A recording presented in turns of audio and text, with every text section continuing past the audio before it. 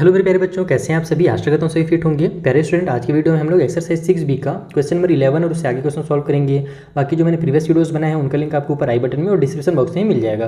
पहला वाला जो वीडियो था वो आप जरूर से जरूर देख लेना, क्योंकि वहाँ पर मैंने आपको बहुत सारे बेसिक कॉन्सेप्ट समझाए थे कि इस एक्सरसाइज में आपको क्या क्या चीज़ें सीखने को मिलेंगी और कैसे उनको सॉल्व करना है, और ये कैसे अलग है पिछले वाले एक्सरसाइज से। तो वो वीडियो आप देख लीजिएगा, शुरू के 5-6 मिनट में वो मैंने एक्सप्लेन किया हुआ है वहाँ पे। तो चलिए स्टार्ट करते हैं। 11th वाले में देखते हैं क्या बोल रहा है कि लाइन सेगमेंट जो है ए और बी को मिलाने वाला, ठीक है, is the line segment joining A and B is a diameter of a circle. ये जो है एक सर्कल का डायमीटर है जिसका सेंटर क्या है, सी है। तो फाइंड द कोऑर्डिनेट्स ऑफ सी। तो इसमें अब ये सर्कल वर्ड यूज़ किया तो इससे कंफ्यूज मत हो जाओ। देखो हमको क्या बोल रहा है कि ये जो है डायमीटर है एक सर्कल का। सर्कल का डायमीटर कैसे बनता है ये मैं आपको कॉपी में समझाता हूँ। और सर्कल के डायमीटर का जो सेंटर है वो कितना है, तो सी है। तो अब ये कैसे बनेगा, आइए मैं आपको समझा देता हूँ जल्दी से। तो देखो यहाँ पर हमारा ए और बी दो हमको वैल्यूज़ दिए हुए हैं। हमसे ये बोल रहा है कि ए और बी जो है ना, इसको मिलाकर जो लाइन बन रहा है ये डायमीटर है एक सर्कल का। यानी कि अगर मैं यहाँ से ऐसे सर्कल बनाऊँ तो ऐसे कंप्लीट मेरा सर्कल बनेगा। अच्छे से नहीं बना, थोड़ा सा रफली मैंने ऐसे बनाया है।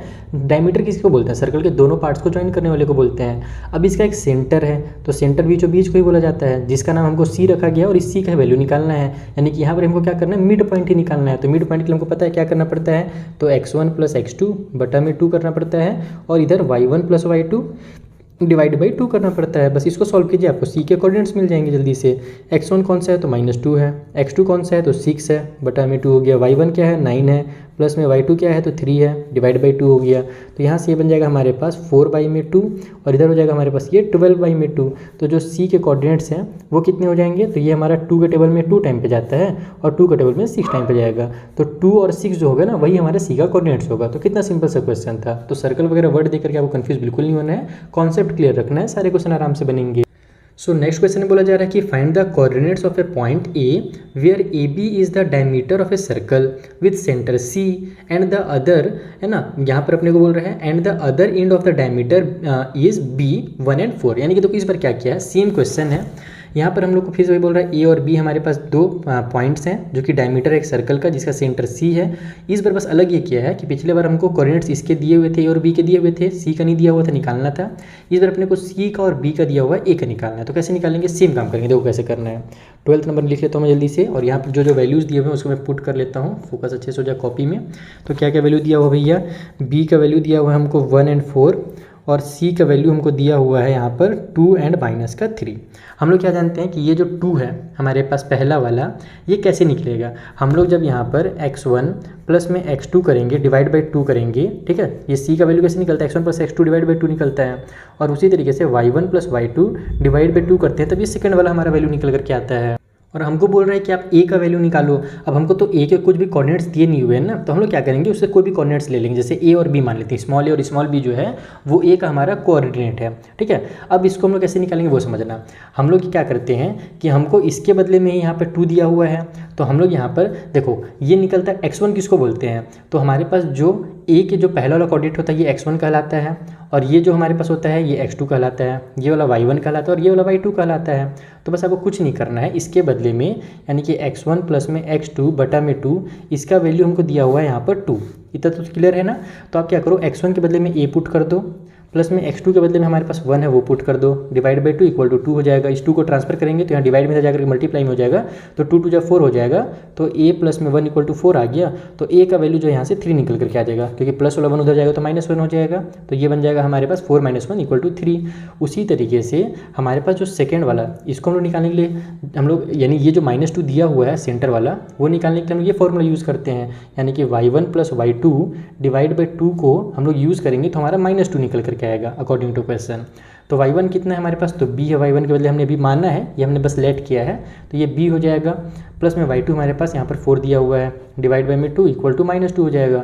इधर जाकर के मल्टीप्लाई होगा तो ये बन जाएगा हमारा b प्लस में 4 = -4, क्योंकि ये इधर जाकर के मल्टीप्लाई होगा तो -4 बना लेगा। अब ये 4 भी इधर जाएगा तो -4 होगा, और b का जो वैल्यू है यहाँ से -8 निकल करके आ जाएगा। इसका मतलब ये हुआ कि a का जो वैल्यू है वो हमारे पास 3 है, और जो b का वैल्यू है वो हमारा -8 दिया हुआ है। लेकिन अभी मैंने जब बुक में मिलाया तो वहाँ पर एक्चुअल में वहाँ पर -8 नहीं 10 दिया हुआ था, तो मैंने चेक किया कि कहाँ पर गड़बड़ है, तो हमने जो सी का वैल्यू है ना वही बस थोड़ा सा गलत लिख दिया। जो -2 एक्चुअल में यहाँ पर -3 दिया हुआ था, तो इधर ये -3 लिखा जाएगा, तो ये भी -3 हो जाएगा। तो ये जब 2 इधर जाएगा तो इसको -6 बना लेगा, ठीक ना। 2 3 जा -6 होता है, तो यहाँ से जब इस 4 को हम उधर ट्रांसफर करेंगे तो b = -6 और -4 होगा, इसलिए b का जो वैल्यू है वो -10 दिया हुआ था आंसर शीट में आपके। तो इस तरीके से आपको क्वेश्चन में 12 कंप्लीट करना है। आई होप ये भी क्लियर हो गया होगा। डाउट हो तो इंस्टा टेली का लिंक दिया हुआ है। चलिए अगला क्वेश्चन बनाते हैं। सो जो अगला क्वेश्चन है वो थोड़ा सा अलग है, क्योंकि इस टाइप से क्वेश्चन अभी तक आपको नहीं दिया हुआ था। इसमें देखो क्या बोल रहा है, मैं आपको समझा देता हूँ। हमसे बोल रहा है कि in what ratio does the point P, जिसके कोऑर्डिनेट्स दिए हुए हैं, divide the join of A and B, यानी A और B एक हमारे पास लाइन है, उसके बीच में कहीं पर पॉइंट P आ रहा है।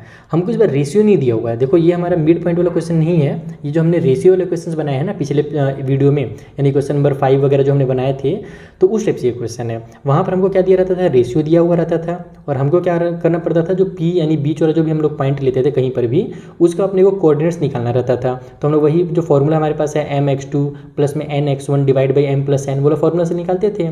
तो हमको इस बार रेशियो बोल रहा है कि आप रेशियो निकालिए। आपको पॉइंट्स हम लोग पहले से दे देते हैं, देखो यहाँ पर पॉइंट्स पहले से दे दिया है ना। हम लोग अब रेशियो कैसे निकाल सकते हैं, इसका एक छोटा सा मेथड होता है, ये मैं आपको क्लियर कर देता हूँ। तो देखो यहाँ पर अपने को P का वैल्यू दिया हुआ है, P के कोऑर्डिनेट्स दिए हुए हैं, A का दिया हुआ है और B का दिया हुआ है। हम लोग क्या करेंगे, सबसे पहले यहाँ पर आप लोग इस तरीके से लेना पड़ेगा कि मान लेते हैं कि जो हमारा रेशियो है वो K/1 है, ठीक है। इसका मेथड है, K के बदले में कुछ भी और टर्म लिख सकते हैं, लेकिन K हम लोग वहाँ पर कॉन्स्टेंट टर्म को यहाँ पर शो करने के लिए लिखते हैं। तो यहाँ पर लिखोगे इस तरीके से कि let the point P divide AB, है ना, AB को जो है in the ratio of K/1, यानी हम लोग ये मानते हैं कि हमारा अगर पॉइंट A यहाँ पर है और यहाँ पर पॉइंट B है, ठीक है, तो यहाँ पर कहीं पर भी हमारे पास एक पॉइंट P होगा, और ये जो पॉइंट P है ये इधर और इधर को जो है ना, इधर वाला रेशियो हमारा K है और इधर वाला रेशियो 1 है।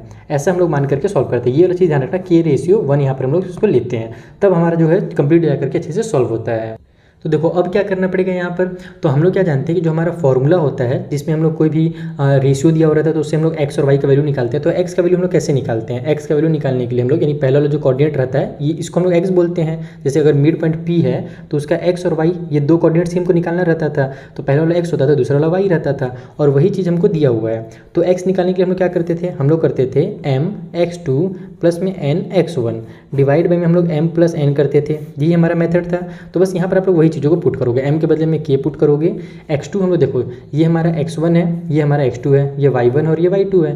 तो x2 कितना है, -6 है, तो -6 का जब k से मल्टीप्लाई होगा तो -k6 इस तरीके से उसको लिखा जाएगा। फिर इसको आप ऐसे भी लिख सकते हो -6k, ऐसे लिख दो ज़्यादा बेहतर है।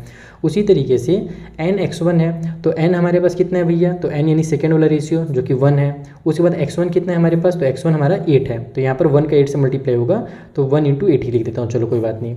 नीचे में हमारा m+n है, यानी कि k+1 हो जाएगा। तो यहाँ से x = हमारे पास निकल करके आ जाएगा ये कितना, तो -6k + 8 डिवाइड बाई में k+1। हम लोग क्या जानते हैं, जो x है उसका ही वैल्यू दिया हुआ है यहाँ पर, ये हमने जैसे बता ही दिया कि ये x का वैल्यू दिया हुआ रहता है, तो x के बदले में अपन अब 2 पुट कर देंगे यहाँ पर। तो 2 = हो जाएगा हमारे पास -6k + 8 डिवाइड बाई में k+1। अब k+1 को इधर ट्रांसफर कर दो आप लोग, तो यहाँ पर ये डिवाइड में इधर आकर के मल्टीप्लाई में हो जाएगा, तो k का 2 से मल्टीप्लाई होगा तो 2k आ जाएगा, 1 का 2 से मल्टीप्लाई होगा तो 1 × 2 = 2 हो जाएगा। इधर -6k और प्लस में 8 आ गया। अब अपन k को इकट्ठा कर लेते हैं, तो ये हो जाएगा 2k + में 6k इक्वल के उस साइड में हमारे पास हो जाएगा 8, और ये हो जाएगा हमारे पास प्लस में, सॉरी ये प्लस वाला 2 इधर जाकर के माइनस वाला 2 बन गया। तो ये हो गया यहाँ पर से हमारे पास 8k इक्वल के उस साइड में 6, तो k का जो वैल्यू है वो 6 बाई में 8 आ जाएगा। तो k का जो वैल्यू यहाँ से 2 3 जा 6 एंड 2 4 जा 8 आ रहा है, यानी कि 3/4 जो है वो हमारा k का वैल्यू निकल करके आ गया। और जो k का वैल्यू हमारे पास निकल करके आ रहा है इधर में, हम लोग देखते हैं कि सेकंड सेम में आता है कि नहीं आता है, यानी कि जब अपन y का वैल्यू पुट करते हैं तब आता है कि नहीं आता है, दोनों साइड आना चाहिए, क्योंकि अगर इधर हमारा रेशियो 3/4 आ रहा है तो उधर भी हमारा 3/4 ही आना चाहिए। तो हम लोग क्या जानते हैं कि y का वैल्यू निकालने के लिए अपन कौन सा फॉर्मूला लगाते हैं, तो my2 + में ny1 डिवाइड बाई में m+n, ये वाला फॉर्मूला लगाते हैं। तो बस यहाँ पर सही फॉर्मूला लगा दो, m के बदले में वही हम लोग के पास k है भैया, और y2 कितना है, तो y2 हमारे पास ये कहलाता है 9 है, तो यहाँ पर हमारा 9k हो जाएगा इसका वैल्यू। n y1 है, तो n के बदले में हमारे पास 1 है, और y1 कितना है, तो 2 है, तो 1 का 2 से मल्टीप्लाई होगा तो 2 ही आ जाएगा, डिवाइड बाई में वही फिर से वही k+1 होगा। फिर से इसको ट्रांसफर कर दो, y के बदले में y का वैल्यू पुट कर दो जो कि 5 दिया हुआ है हमको, यहाँ पर देखो y का वैल्यू 5 दिया हुआ है, तो ये हो जाएगा 5 = 9k प्लस में 2 डिवाइड बाई में k प्लस में 1। इसको ट्रांसफर करेंगे तो ये बन जाएगा 5k प्लस में 5 इक्वल टू उस साइड में हमारा हो जाएगा 9k प्लस में 2। तो अब अपन k को इकट्ठा कर लेते हैं उस साइड, 2 को इधर ले आते हैं तो हो जाएगा 5 माइनस में 2 इक्वल टू हो जाएगा 9k माइनस में 5k। तो ये हो गया हमारे यहाँ से 3 इक्वल टू 4k। k का वैल्यू निकालने के लिए 4 को इधर ट्रांसफर कर देंगे। तो यहाँ से भी देखो आप लोग k का जो वैल्यू है वो 3/4 आ रहा है, यहाँ भी 3/4 आ रहा है। इसका मतलब कि जो रिक्वायर्ड रेशियो है, जिस बारे में से पूछ रहा था क्वेश्चन में, तो रिक्वायर्ड रेशियो जो होगा वो हमारा होगा 3/4। इस तरीके से आपको रेशियो निकालना रहता है, जस्ट उसका उल्टा करना रहता है। जो भी हम लोग को यहाँ पर m और x2 वाला फॉर्मूला लगा करके x और y का वैल्यू निकालने के लिए करना पड़ता था, जस्ट उसको रिवर्स कर देंगे तो हमारा जो रेशियो है वो निकल करके आ जाता है। तो आई होप क्वेश्चन नंबर 13 में क्लियर हो गया होगा। चलिए जो अगला क्वेश्चन उसे बना लेते हैं। तो देखो यहाँ पर भी सेम क्वेश्चन है, बस जो नंबर से उनको फ्रैक्शन में करके थोड़ा सा कॉम्प्लिकेटेड बनाने की कोशिश की गई है। यहाँ पर हम लोग कोई भी दिक्कत नहीं होगा, आराम से सॉल्व करते हैं। x इक्वल टू हमारे पास होता है mx2 प्लस में nx1 बटा में हमारे पास हो जाएगा यहाँ पर m प्लस में n। तो हमने फिर से वही k और 1 लिया हुआ है रेशियो को, यानी कि ये हमारा m का वैल्यू है और ये हमारा n का वैल्यू है। x जो है वो पहला वाला टर्म होता है, तो इसके बदले में हम लोग x के बदले में 3/4 रख देंगे। तो यहाँ पर हो जाएगा हमारा 3/4 इक्वल के उस साइड में m के बदले में k हो गया। और x2 हमारे पास कितना है भैया, तो देखो इस बार हमारे पास x2 जो है वो 2 दिया हुआ है, तो ये हो जाएगा हमारा 2k। उसके बाद फिर प्लस में n है, तो n हमारे पास हो जाएगा 1 और x1 कितना है, तो 1/2 है, तो 1/2 का 1 से मल्टीप्लाई होगा तो 1/2 ही आएगा। नीचे में हमारा m प्लस n है, तो k प्लस में 1 हो जाएगा। अब अपन इसको ना क्रॉस मल्टीप्लिकेशन करते हैं, पहले इसको थोड़ा सा सॉल्व कर लेते हैं। देखो इस तरीके से होगा ये, अगर आप चाहो तो डायरेक्ट भी ट्रांसफर कर सकते हो क्या, बिल्कुल कर सकते हो। देखो k प्लस 1 इधर आएगा तो 3 से मल्टीप्लाई होगा, तो इस तरीके से 3 ब्रैकेट में k प्लस 1 हो जाएगा। इक्वल के उस साइड में हमारे पास ये 4 उधर जाएगा, तो 4 का मल्टीप्लाई हो जाएगा 2k प्लस 1/2 से, इस तरीके से। अब आप एक काम करो, इसको सॉल्व करके 4 से मल्टीप्लाई करो, इधर डायरेक्ट कर दो। ये हो जाएगा हमारा 3k प्लस में 3, इधर हो जाएगा हमारा 4 ब्रैकेट में, इसका इससे मल्टीप्लाई होगा तो 2 2 4k प्लस में 1 बटा में 2 आ जाएगा। अब अपन ब्रैकेट खोलेंगे तो देखना ये किस तरीके से होगा। ये हो गया हमारा 3k प्लस में 3 इक्वल के उस साइड में ये हमारा 2 से 2 2 4 हो जाएगा, कैंसिल। हमारा 2 बचा, 2 का 4 से मल्टीप्लाई होगा तो 4 2 8k आ गया, और 2 का 1 से मल्टीप्लाई होगा तो 2 1 2 आ जाएगा। k को इकट्ठा कर लो, नंबर को इधर ले आओ, तो ये हो जाएगा 3 माइनस में 2 इक्वल के उस साइड में 8k और माइनस में 3k। तो ये बन गया यहाँ से 1 इक्वल टू 5k। तो अब k का जो वैल्यू होगा वो 1/5 आ जाएगा। 5 को इधर भेज देंगे तो 1/5 हो जाएगा, क्योंकि यहाँ पे मल्टीप्लाई में था। तो k का हमारा पहला वैल्यू 1/5 आया। अब अगर y वाले में भी पुट करते हैं तो सेम ही वैल्यू आना चाहिए। तो y के लिए हम लोग सेम वही रखेंगे, mx2 यानी कि my2 और प्लस में ny1 डिवाइड बाई में हमारा m प्लस n हो जाएगा। तो y का वैल्यू हमको 5/12 दिया हुआ, तो 5/12 लिख लो। इक्वल को साइड में m का वैल्यू फिर से हमारे पास भाई k है, और y2 कितना है भैया, तो y2 हमारे पास -5 है, तो ये हो जाएगा हमारा -5k इस तरीके से। उसी बाद हमारे पास n जो है वो 1 है, और 1 का हमारा y1 से मल्टीप्लाई हो जाएगा जो कि है 3/2, तो यहाँ पर हमारा ये 3/2 हो जाएगा। डायरेक्ट में यहाँ पर 1 लिखने की जरूरत है ही नहीं। नीचे में वही k प्लस 1 हो जाएगा, तो जैसे इधर मल्टीप्लाई किए थे वैसे यहाँ पर भी कर लो। तो ये हो जाएगा हमारा 5 ब्रैकेट में k प्लस 1 इधर आकर के मल्टीप्लाई, और इधर हमारे पास 12 हो जाएगा। एक काम करता हूँ, मैं इसको आधा सॉल्व कर लिया रहता हूँ ट्रांसफर करने के साथ ही। 12 को हमने ट्रांसफर भी किया, साथ ही साथ ये 5 2 हमारा -10k हो जाएगा, और प्लस में 3 हो जाएगा ऊपर वाला, और नीचे में हमारा जो 2 है वो उतर जाएगा। तो इससे थोड़ा सा टाइम बचता है। ये हो गया हमारे पास 5k प्लस में 5 इक्वल के उस साइड में 2 6 12 हो जाएगा। 6 का 10 से मल्टीप्लाई करोगे तो हमारे पास हो जाएगा माइनस का 60k, और ये हो जाएगा 6 3 हमारे पास 18। k को इकट्ठा करो, ये हो जाएगा हमारे पास 5 माइनस में 18 इक्वल के उस साइड में माइनस का 60k, और ये 5 इधर जाकर के माइनस का 5k हो जाएगा। कुछ गड़बड़ तो नहीं ना हो रहा है, हमारा 1/5 ही आना चाहिए। चलो देखते हैं। तो ये हो जाएगा हमारा माइनस का 13, और इक्वल के उस साइड में हमारे पास माइनस का 65k हो जाएगा। अब k की वैल्यू निकालने के लिए -65 को इधर ट्रांसफर कर दो, तो ये हो जाएगा हमारा डिवाइड में -65 इक्वल के उस साइड में k, माइनस से माइनस कैंसिल, 3 1 3 3 5 15। तो यहाँ पर भी हमारा 1/5 आ गया k का वैल्यू। इसका मतलब ये जो हमारा रिक्वायर्ड रेशियो है, रिक्वायर्ड रेशियो वो कितना है भैया, तो वो हमारा 1/5 है, यानी कि 1/5 है। इस तरीके से आपका क्वेश्चन में 14 भी कंप्लीट होगा, तो सेम टू सेम क्वेश्चन था।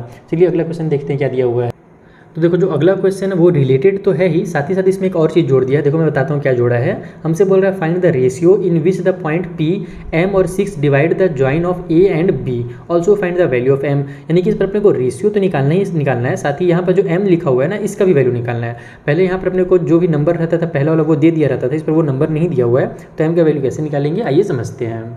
तो देखो यहाँ पर हमको m का भी वैल्यू निकालना है और रेशियो भी निकालना है। तो हम लोग क्या जानते हैं कि रेशियो निकालने के लिए यानी कि x और y का वैल्यू निकालने के लिए हम लोग क्या करते हैं, यहाँ पर m और x2 प्लस में n और x1 वाला फॉर्मूला यूज़ करते हैं। बस इसी फॉर्मूला का यूज़ करेंगे, हमारा आंसर आएगा। नीचे में m प्लस n कर देते हैं और तो साइड में लिख भी देंगे लेट द, वैसे आप लोग ये चीज़ को यहाँ पे पहले लिखोगे, मैं लिख नहीं पाया इसलिए मैं यहाँ पे लिख देता हूँ, let the required ratio be K ratio 1, जैसे हम लोग आपको सिखा चुके हैं पहले ही। तो यहाँ पर x के बदले में जो पहला वाला रेशियो दिया हुआ है वो कितना दिया हुआ भैया, m दिया हुआ है पहला वाला कोऑर्डिनेट। तो यहाँ पर x के बदले में m लिखेंगे, इसका ही तो वैल्यू निकालना है। m के बदले में हमारा जो पहला रेशियो है उसको m बोलते हैं, तो ये हो जाएगा k। x2 हमारे पास कितना है, तो ये हमारा x2 है और ये हमारा x1 है, तो 2 है x2, तो यहाँ पे 2k हो जाएगा। प्लस में n के बदले में हमारा 1 है और मल्टीप्लाई जब उसका इससे होगा x1 से होगा तो 1 का -4 से मल्टीप्लाई होगा तो -4 ही आ जाएगा। तो यहाँ पर प्लस के साइन के बदले में डायरेक्ट -4 लिख देता हूँ, टाइम बचेगा आपका भी मेरा भी। नीचे में k प्लस में 1 हो जाएगा m प्लस n के बदले, ठीक है ना। ये हमारा m होता है और ये हमारा n होता है। हमको तो m की वैल्यू चाहिए, तो बस अब कहीं से अगर k का वैल्यू निकाल लेते हैं तो हमारा आंसर आ जाएगा। अब k का वैल्यू कहाँ से निकालेंगे, तो ये जो दूसरा वाला वैल्यू दिया हुआ है जिसको हम लोग y बोलते हैं, इसका वैल्यू से अपन k का वैल्यू निकालेंगे। इसको आप लोग पहले यहाँ पर क्वेश्चन नंबर 1 मान करके छोड़ दो। हमको तो m का वैल्यू चाहिए, तो बस m का वैल्यू k का वैल्यू कुछ भी पुट करेंगे तो m का वैल्यू आ ही जाएगा। अब नाउ अलग से अगेन करके आप लिख सकते हो कि y जो होता है हमारा वो my2 प्लस में n y1 होता है, बटा में हमारा m प्लस n यहाँ भी होता है। तो y का वैल्यू जो हमको दिया ही हुआ है 6, तो यहाँ पर आप लोग 6 पुट कर दो। m के बदले में हमारे पास यहाँ पर है k और y2 का वैल्यू कितना दिया हुआ है, तो 8 दिया हुआ है, तो ये 8k हो जाएगा। प्लस में n के बदले में 1 और उसका फिर मल्टीप्लाई हो जाएगा y1 से जो कि 3 है, तो 3 1 जा 3 हो जाएगा। नीचे यहाँ पे k प्लस 1 हो जाएगा। इस बार इसको ट्रांसफर करो ताकि k का कुछ आंसर निकल करके आ जाए। तो k का 6 से मल्टीप्लाई होगा तो 6k और 1 का 6 से मल्टीप्लाई होगा तो 6 आ जाएगा। इक्वल को साइड में 8k प्लस में 3 है, k को उधर ले जाओ, नंबर को इधर ले आओ, तो हो जाएगा 6 माइनस में 3 प्लस वाला इधर आकर माइनस हो गया। इधर 8k है, ये 6 के इधर जाकर के माइनस का 6k हो जाएगा। तो ये बन गया हमारा 3 इक्वल टू 2k। तो k का वैल्यू निकालने के लिए 3/2 हो जाएगा इक्वल टू k, यानी कि जो हमारा रेशियो निकल करके आ रहा है वो कितना निकल के आ रहा है, 3/2 निकल करके आ रहा है। इसे आप लिखोगे कि सो द रिक्वायर्ड रेशियो, जो हमारा रिक्वायर्ड रेशियो है वो कितना है भैया, तो वो हमारा 3:2 है। सेकेंड वाले वैल्यू को पुट करने से हमारा रेशियो ही तो निकलता है ना, पहला वाला भी पुट करने से रेशियो निकलता है, लेकिन इस बार पहला वाला वैल्यू दिया नहीं हुआ था इसलिए यहाँ पर हमारा कुछ रेशियो नहीं निकला, लेकिन सेकेंड वाला से तो हमारा रेशियो निकल करके आ गया। अब इसी वैल्यू को हम लोग पुट करेंगे इक्वेशन नंबर 1 में। तो इक्वेशन 1 क्या था हमारा, m इक्वल टू 2k था, तो 2k के बदले में हम लोग यहाँ पर 3/2 लिख देंगे, माइनस में 4 है, नीचे में फिर k प्लस 1 है, तो वहाँ पर हम लोग 3/2 प्लस में 1 लिखेंगे। साइड में लिख देंगे कि k का जो वैल्यू है वो हमने 3/2 पुट किया है इक्वेशन नंबर 1 में। यहाँ पर आप लिख भी सकते हो फ्रॉम इक्वेशन नंबर 1, ये इक्वेशन 1 का हम लोग यूज़ कर रहे हैं। तो m का वैल्यू निकल जाएगा, ये 2 से 2 कैंसिल हो गया यहाँ पर बचा हमारे पास 3 माइनस में 4, नीचे में इसको सॉल्व करोगे तो 2 1 जा 2 और ये हो जाएगा हमारा प्लस में 3, तो ये हो गया 3 + 2 बटा में 2, तो ये हो जाएगा यहाँ से हमारे पास 3 - 4 यानी कि माइनस का 1 आ गया। नीचे में हमारे पास ये हो जाएगा 5/2। अब देखो क्या होता है कि इसके नीचे भी हमारे पास 1 छुपा हुआ है, तो हम लोग इसको क्रॉस मल्टीप्लाई कर देंगे। क्रॉस मल्टीप्लाई मतलब कि रेसिप्रोकल कर देंगे, तो ये इस तरीके से होता है। -1 का -1 रहेगा, ये जो 2 नीचे में है वो ऊपर 2 के साथ -1 के साथ मल्टीप्लाई हो जाएगा और ये जो 5 है वो नीचे में आ जाएगी इस तरीके से। तो अब ये बन जाएगा हमारा m का वैल्यू यहाँ से 2 1 जा 2 माइनस का, क्योंकि माइनस प्लस माइनस होता है, और डिवाइड बाई में 5, यानी जो m है ना वो हमारा -2/5 है। तो इस तरीके से आपको इस क्वेश्चन को कंप्लीट करना था। आई होप आपको सारे क्वेश्चन जो मैंने इस वाली वीडियो में समझाया बहुत अच्छे समझ में आ गए होंगे। कुछ भी डाउट होगा तो इंस्टा टेली के थ्रू पूछिएगा। हम लोग मिलेंगे नेक्स्ट वीडियो में, तब तक के लिए थैंक यू फॉर वॉचिंग।